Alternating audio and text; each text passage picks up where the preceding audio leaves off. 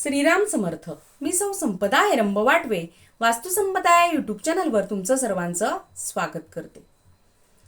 कालच्या व्हिडिओमध्ये आग्नेयची बेडरूम शुभ की अशुभ हे आपण पाहिलं आणि कालपासून आपण प्रश्न तुमचे आणि उत्तर वास्तुसंपदाचे हे चालू केलेलं आहे. काल पहिल्या प्रश्नाचं उत्तर तुम्हाला व्हिडिओमार्फत दिलेलं आहे. आज दुसऱ्या प्रश्नाचं उत्तर तुम्हाला आजच्या व्हिडिओमार्फत मिळणार आहे.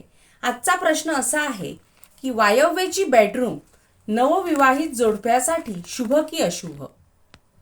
वास्तुशास्त्रानुसार विवाहित जोडप्यासाठी वायव्य दिशेची बेडरूम विशिष्ट परिस्थितीमध्ये खूप फायदेशीर मानली जाते. मात्र घरातील प्रमुख माणसाने दीर्घकाळ बेडरूममध्ये झोपणे टाळावे.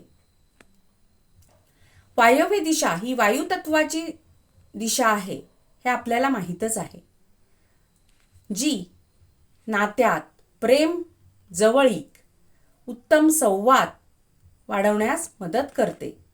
ही दिशा संतती प्राप्तीसाठी शुभ मानली जाते. जाता जाता मी तुम्हाला छोटासा उपाय सांगणार आहे. इथे बरेच हे नियम या खोलीमध्ये झोपताना पाळले पाहिजे. शक्यतो झोपताना नेहमी डोकं दक्षिण दिशेकडे किंवा पूर्व दिशेकडे असावे आणि उत्तर दिशेकडे डोके करून झोपणे टाळावे, कारण यामुळे आरोग्यावर नकारात्मक परिणाम होऊ शकतो. दुसरी गोष्ट, या बेडरूममध्ये आरसा लावताना त्याच्यात आपले प्रतिबिंब दिसता कामा नये अशा प्रकारे आरसा लावावा आणि जर दिसत असेल तर शक्यतो आरसा झाकून घ्यावा. आणि वायव्येच्या बेडरूममध्ये शक्यतो हलके रंग वापरावेत. पांढरा, क्रीम कलर, स्काय ब्ल्यू किंवा राखाडी रंग म्हणजेच ग्रे रंग असे रंग वापरावेत. त्यामुळे मानसिक शांतता मिळते झोपल्यानंतर.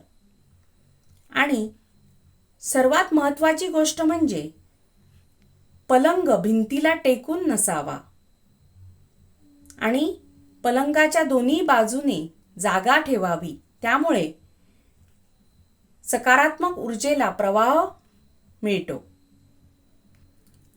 अशाच नवनवीन टिप्ससोबत पुन्हा भेटूया नवीन पुढच्या व्हिडिओमध्ये पुढच्या एका प्रश्नावर उत्तर घेऊन. तोपर्यंत आपण या व्हिडिओबद्दल आणखीन काही प्रश्न विचारायचे असतील तर कमेंट करायला विसरू नका. नक्कीच त्याचे उत्तर पुढच्या एखाद्या व्हिडिओमध्ये तुम्हाला मिळून जाईल. तोपर्यंत श्रीराम समर्थ.